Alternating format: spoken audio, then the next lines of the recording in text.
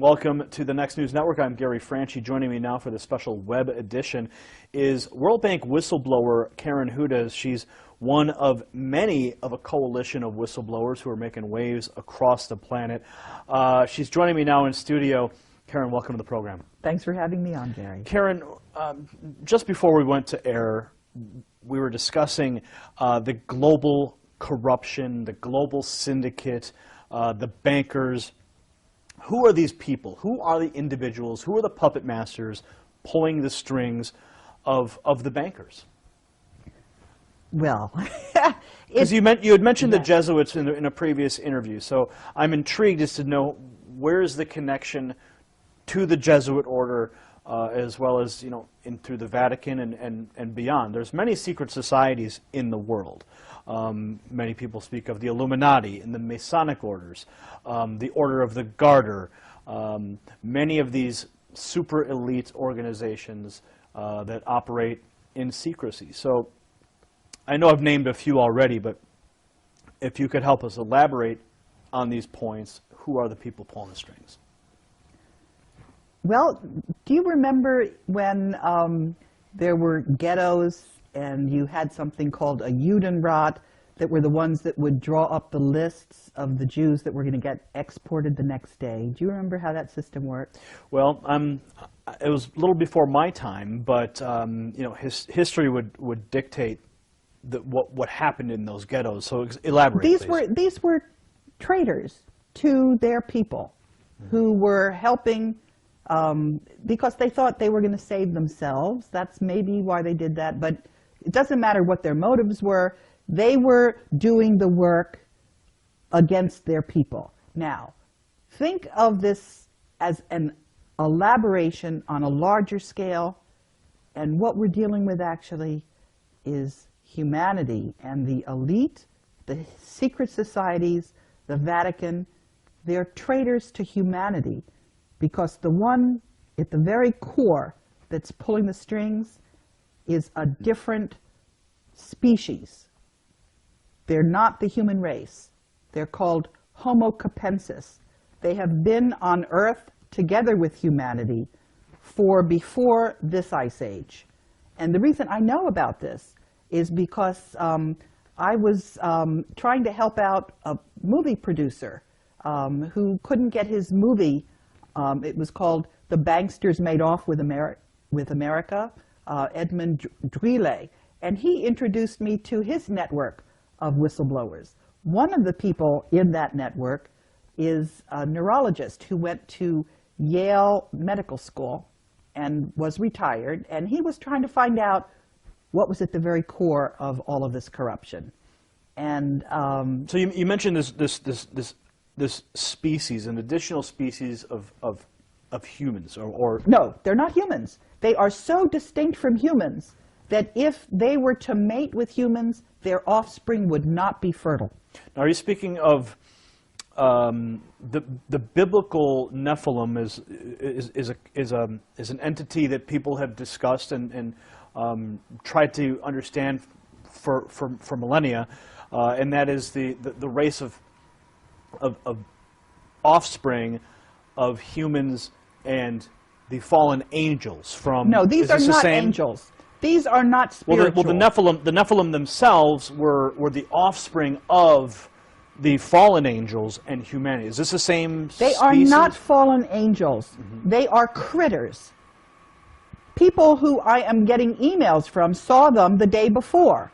They look just like human beings, except they have these big skulls. And that is why in the Vatican, you see these crazy meters, is what they're called. And that's why the very first Jew, Moses, wore one of those things, because he was one of those Homo capensis as well. We have DNA samples of them. And the reason we know this is because it was in the papyri of one of the pyramids. I found this out from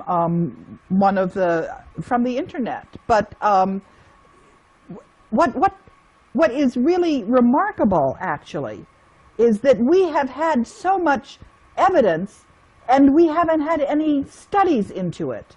If you look at the archaeology, there is a civilization off the coast because the sea level has risen by 400 meters.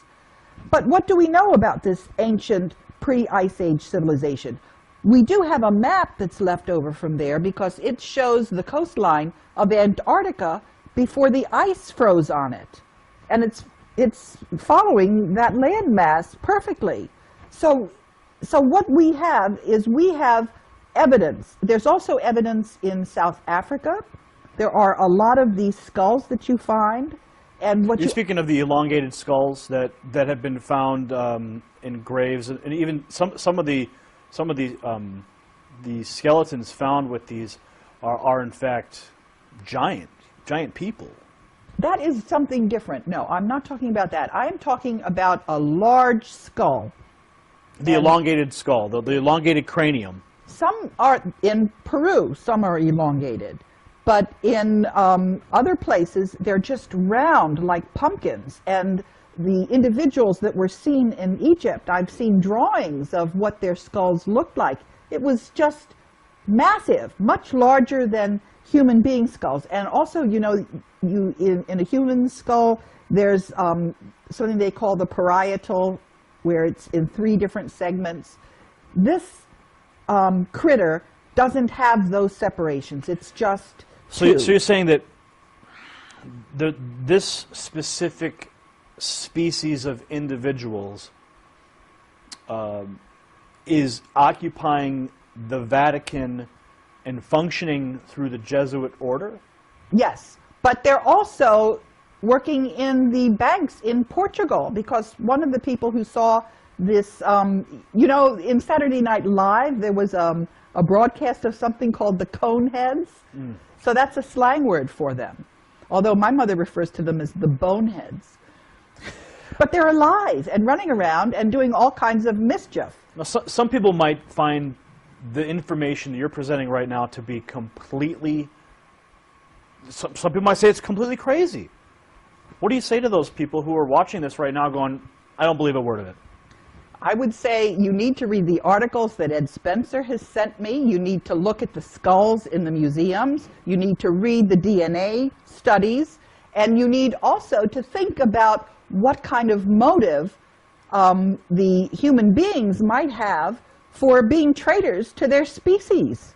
Why would they do this? Why would we have a banking system where all the money ends up going to the Vatican and people run around starving? Why would we have, for example, if you look at what the actual teachings of Jesus Christ were, as opposed to when you had translations and various things happened and got put in there. And as some of the whistleblowers have been discussing this, information, articles on Homo capensis have disappeared from the internet. They've been taken down. And other critics who, I don't know why they're getting all the coverage they are, and they've been getting features in Wikipedia. Let me talk a little bit about Wikipedia. Sure, okay? Sure. I had an experience with Wikipedia because I got involved in trying to edit the biography on Robert Zoellick, who was the World Bank president. Mm-hmm. And I was trying to explain to people that the United States had lost the gentleman's agreement, which you could demonstrate. You could see, I couldn't get that into Wikipedia. They were clearly being controlled by this group that that is controlling all the capital markets. So do you and think that these same people were preventing your Wikipedia edits? Yes, and what I'm trying to say is that this person who was attacking the information on Homo capensis had a big, long article featuring her on Wikipedia. So I know who Wikipedia is. I know whose interests Wikipedia serves. And when somebody who's just starting out gets a big write-up, I know what that really means.